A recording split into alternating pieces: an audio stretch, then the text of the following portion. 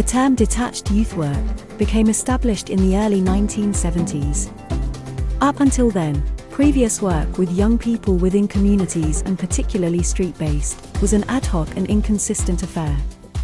The coming together of youth practitioners across the country, who were using this similar approach to connect with young people, precipitated the birth of the very first national conferences in detached youth work, hosted at Keele University in Staffordshire.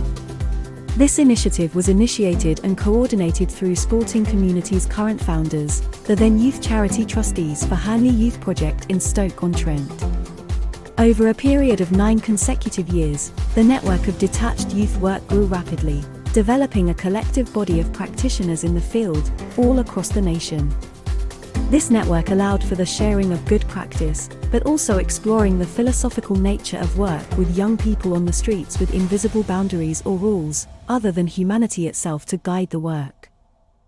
The reason for working with young people within the community environment, either within a formal park setting or the built-up community, is because young people are often present. They choose where they want to be, and who they want to be with. It's not always the worn-out cliché that there is nowhere for them to go.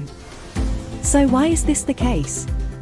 Often young people decide through their own volition that what has been provided by adults is often driven by the needs of others, and not their own. They have intellectually arrived at this position, based on their own instincts and intuition. For example, on the surface, youth clubs have traditionally provided a safe haven, warm, secure and friendly place where young people can gather to access recreational needs and services.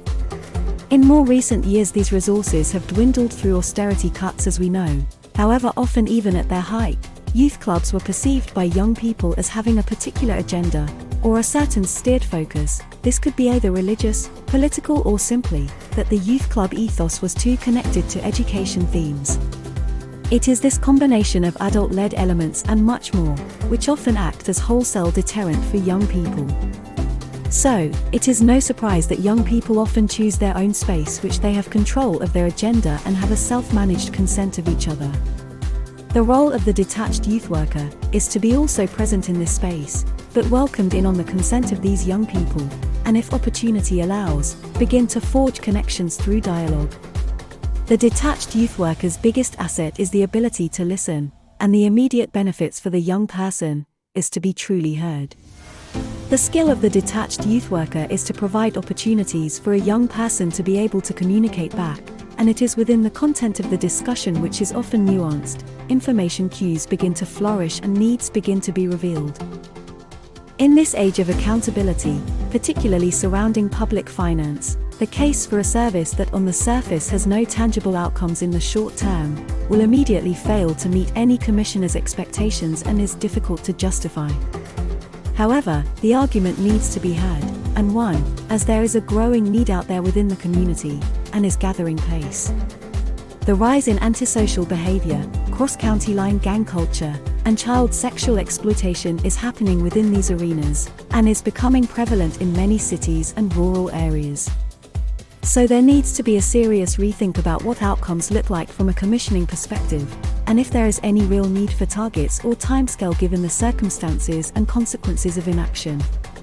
Community reassurance is Sporting Community's evolved model of detached youth work, which aims to address these growing concerns and with much more nuanced approaches. By being independent and having a youth-focused approach, but also appreciating the statutory authority's requirements, provides a happy middle ground, whereby addressing the challenging and toxic choices young people are sometimes drawn to, without compromising the fragile and delicate nature of street-based youth development work. The approach does not begin and end with the young people, as we know. Community reassurance also aims to connect with a wider resident audience, to make the community fully engaged in the youth agenda. By having a broader community development ethos, everyone then has a stake in the locality where they live. Fostering a collective responsibility for each other is an attitude that we believe will bring about more engaged neighborhoods, and hopefully greater resilience and self-determinism. Our successful Derbyshire and Staffordshire piloted community reassurance program provides empirical evidence that the cost-benefit to the community and the public purse dramatically outweighs more costly and targeted statutory programs. The approach significantly reduces the need to waste police time on nuisance calls related to youths, and provides a less confrontational intervention, de-escalating tensions at the source.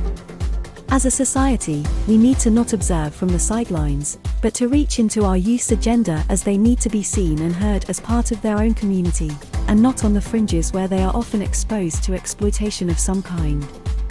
It is in all our interests as members of our community to resist the need to alienate and demonize the youth of today. Rather provide a more positive intervention, such as community reassurance, which delivers a positive pathway out of an otherwise binary choice of antisocial behavior and criminality.